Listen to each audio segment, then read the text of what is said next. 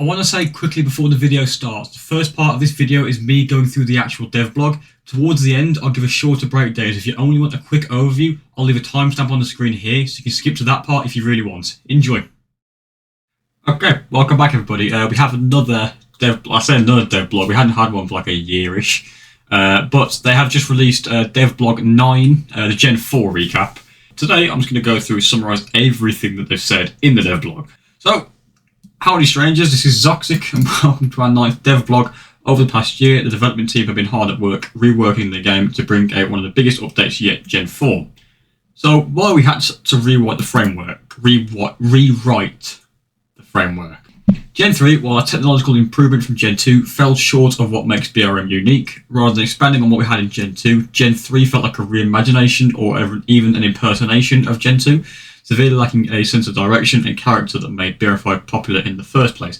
After a few months of Gen 3, we already knew that the game just wasn't quite where we wanted it to be, but it was hard to point fingers at precisely what was wrong. After months of reviewing, discussing and planning, we realised that we were going to have to do another rework. The major pain points boiled down to the following. Gen 3 gunplay was simply not enjoyable. Gen 3 lacked team play, AI were boring, and vehicles lacked skill. Definitely, I think the last one, because you'd see people that would just fly a little bird up and then just parachute out with no real consequence actions. Now you have kind of got a little bit of damage to pay for. It's still not going to blow up if you crash land, but still you have like $7 to pay, which is like pocket change once you get your mechanics working through the HQ system. Gen 4 was extremely difficult developing.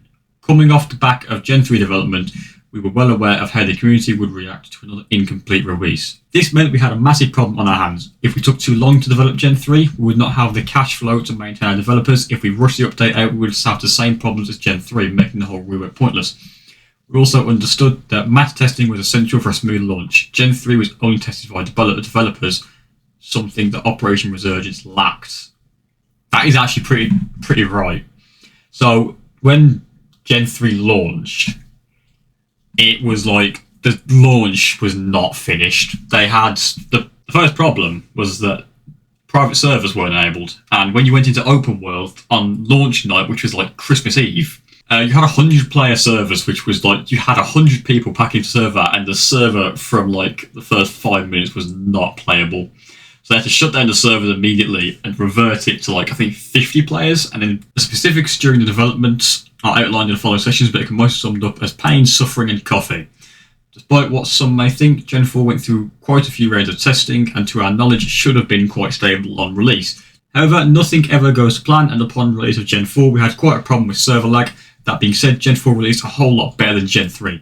Community reception, while mixed at first, turned out to be quite positive as we fixed bugs and tweaked AI. I think people just love to complain, myself included. The problem with Gen 4 was that when it was launched, everyone had gotten used to how shit Gen 3 was, that the game was rewritten again. It's a whole new environment to get into. So I think people, while Gen 3 was looking back poor, people were used to it. So when it suddenly changed again, everyone was going to just jump on the bandwagon to complain. I was saying it was going to get better with time, and I have spoken with a few developers, Panzer, MB, and a lot of them said the same thing, that as the launch has gone on, there's been things to come that have just massively improved it, and I've got to say that is absolutely correct. I remember when Panzer commented on, I think it was the Phoenix launch video that I made, saying that it was tough, but there's more to come, and there absolutely was. I think they go into it more later on. Evident by almost bi-weekly updates. They've been doing bi-weekly updates pretty much consistently every Friday. I've been at college and I've got to get home, Black Hawk updated. I need to make a video on it. The MP9 video, I had to rush that out because I was so excited to play. The greatest strength of Gen 4 is how easy it is to develop on. MB said the exact same thing actually to me, and this is evident by the almost bi-weekly updates we've been doing. I'm a sucker for nostalgia myself, but it is hard to argue that previous versions of BRM5 beat where it is today. However, if you still don't believe in Gen 4 superiority, it'll be difficult not to after the release of the next operation, which we'll find out more about in the coming months. Holy shit. Damn! New art direction embracing realism. Oh my god, I hated Gen 3's FOB. It was so big. Here are some real-world inspirations behind Ronograd locations. Inspired from the real-life post-Soviet Shiraki Air Base in Georgia and Sarmelek Air Base in Hungary. Kozlovka, that is... wow. Didn't load, did it? Kozlovka, newly introduced with Gen 4, drawing inspiration from the sleepy Russian town of Plyos, I probably butchered that, Ivanovo Oblast by the Volga River. This town's narrow streets and packed houses create an ideal setting for urban close quarters combat. It's a bit of a strange format. Honestly, that is... I could live there. I could live there. For Ronograd headquarters, this imposing headquarters is a fusion of the futuristic Buzludzha monument and military academy building in Moscow. To further enhance the map visuals, nearly every material in-game has been replaced with high-resolution textures and lighting overhauled to reflect old Soviet sodium vapor lights. Our talented terrain artist Florentin played a crucial role in shaping the natural environments in-game.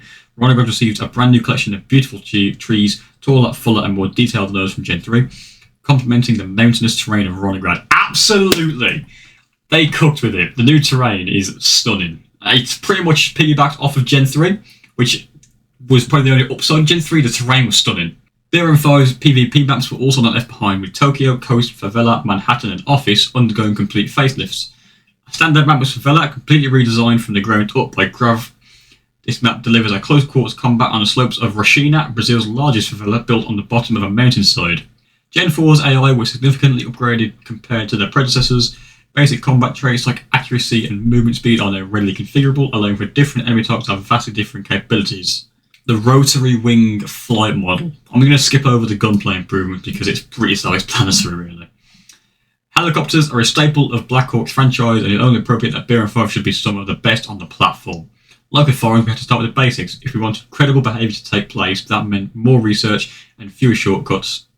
At the same time, we need a control scheme that was accessible for prospective pilots. There's no beating around the bush. We'll look to Arma 3 for inspiration, recreating its standard control layout. Going on to Gen 4, we picked an approach and stuck to it. It's apparent by now that the fidelity of new content has improved substantially. Absolutely. To provide a lengthy review to our procedures, to better suit new requirements for quality and scale, all new equipment meets visual and performance standards set by our design group. As technology advanced and optimization methods improved, our assets could afford to be more detailed. Our texture department has taken advantage of its bigger budget in several ways.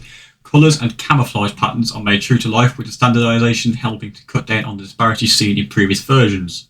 We intentionally model equipment with its signature quirks, knowing that enthusiasts among you will appreciate them. Manufacturing details like seam allowances, fabric orientations and even imperfections have been thoughtfully reproduced. This level of detail would have been even more difficult to achieve without the necessary research. Finding good reference material, whether from public domain or through our own means, is crucial. Our team sought real-world experience by consulting with designated experts and getting hands-on where possible, and we have battle belts. BRM5 has historically been an SOF-focused game that built upon the concepts of previous BRM titles, but the premise was innately limiting. While certified unit gears are a safe time investment, it leaves a lot to be desired for the players wanting a more grounded experience. Our approach going forward is driven by the game's lore and setting, with greater emphasis on conventional units. While streaming enabled greatly optimises Gen 4, it has a known drawback. The distance at which buildings and objects render cannot be changed per player.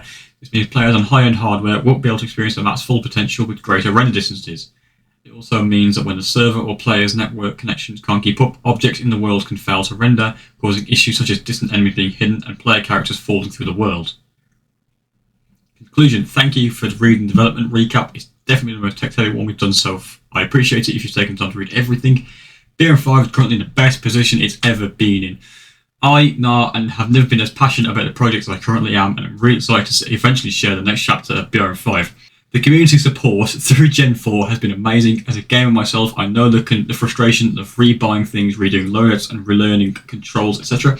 I'm very grateful seeing how well our community has adapted to Gen 4. Thank you again, have a good day.